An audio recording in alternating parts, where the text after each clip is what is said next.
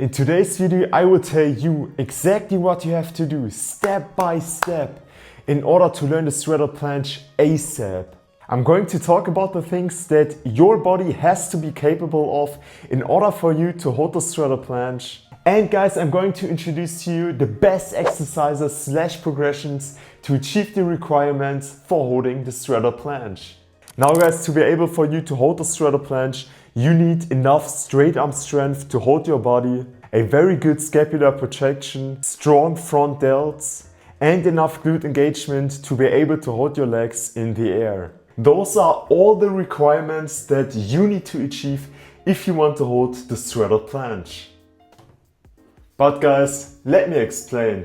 You see, when we are talking about the biomechanics of the straddle planche, one can say the following. First of all, the elbows stay locked, placing high demand on straight arm strength and connective tissue. This shifts the load away from the elbow flexors and into the shoulder complex. Therefore guys, our first requirement would be to have enough straight arm strength in order to hold ourselves in a straddle planche position. Additionally to that, the shoulders are in deep flexion with strong scapular protraction. The anterior deltoids, upper chest, and especially the serratus anterior produce most of the holding force while the scapula remain actively stabilized. Therefore, our second and third requirements would be to have strong front delts and good scapular protraction. Spreading the legs increases the moment of inertia, but shortens the effective lever arm, bringing the center of mass closer to the shoulders. This makes the straddle planche more manageable than a full planche, preserving similar mechanics. And therefore guys, our last and fourth requirement would be to have enough glute engagement to be able to hold your legs in the air. Now guys, when it comes to building straight arm strength, the number one exercise that I would recommend to you would be the so-called frog planche. To be more specific, the frog planche was actually the exercise that helped me to unlock the straddle planche.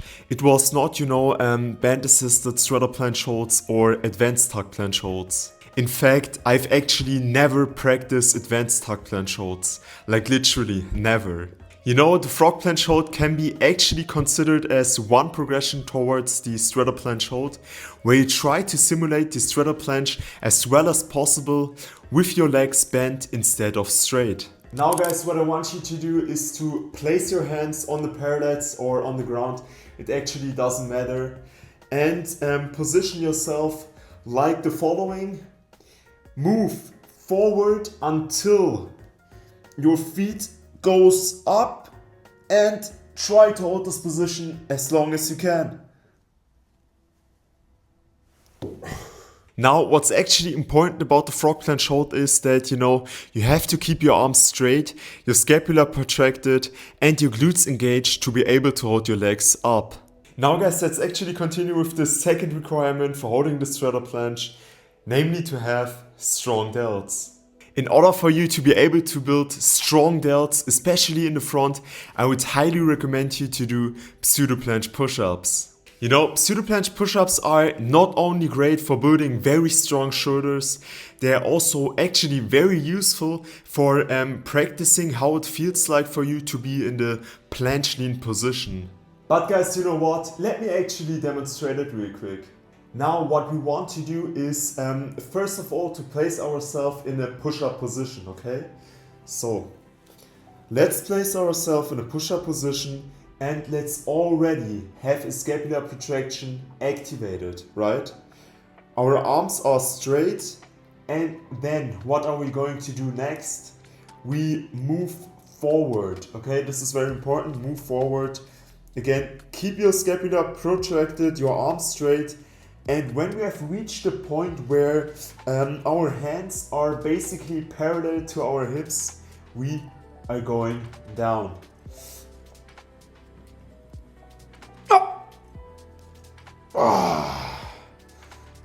Again, down.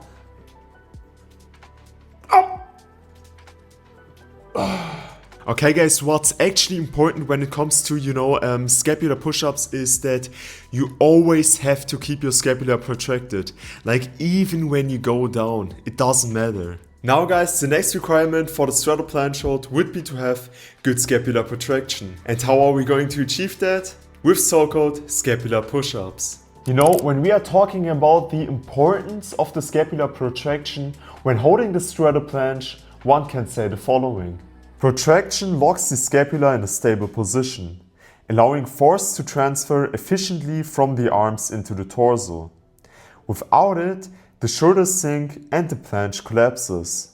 Protraction slightly rounds the upper back, shifting your center of mass forward. This makes it easier to keep the hips and legs aligned over the hands, especially important in the straddle position. Active protraction engages the serratus anterior, which helps prevent anterior shoulder glide and excessive strain on the rotator cuff and bicep tendon. A protracted scapula supports elbow lockout and prevents compensations like bent arms or shoulder depression. Now guys, to make it short, no protraction equals no straddle planche. It's actually the foundation that turns, raw strength into a controlled and sustainable hold. Now when it comes to scapular push-ups, I want you to do the following. Place yourself in a push-up position, activate your scapular protraction and squeeze your scapula as much as possible while keeping your arms straight. And then go up, go down, squeeze as much as possible, up, down, up, down.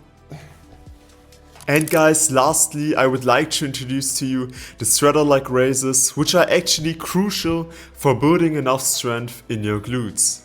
Now guys, what I want you to do is to, grab a chair, place your upper body on it, to spread your legs out and keep them straight. Guys, this is very important. And then to lift your legs up as much as possible with no visible work of your lower back. And guys, this is how it looks like.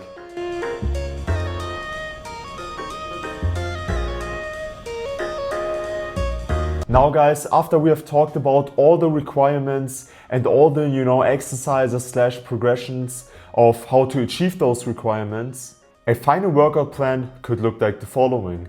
You start your workout by 3 sets of scapular push-ups, maybe 20, maybe 25 reps. After that you do 3 sets of the frog planche hold, where you try to hold the frog planche as long as you can. Then you continue with 3 sets of pseudo planche push-ups, where you try to do pseudo planche push-ups till failure.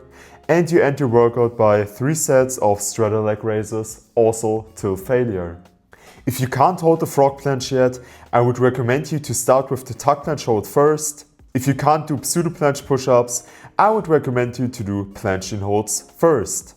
And in conclusion, one can say that if you are able to hold the frog planche for a minimum of 10 seconds clean, you're able to hold the straddle planche for 3 seconds. By the way guys, if you want to know how to start with calisthenics, I would highly recommend you to go watch my video how to start with calisthenics at home for beginners. But as always guys, if you have enjoyed today's video, please leave a like and a comment. You can subscribe to my channel as well. I really appreciate it. You can also write in the comment section what I should upload next. But I would say I see you in the next video. Peace!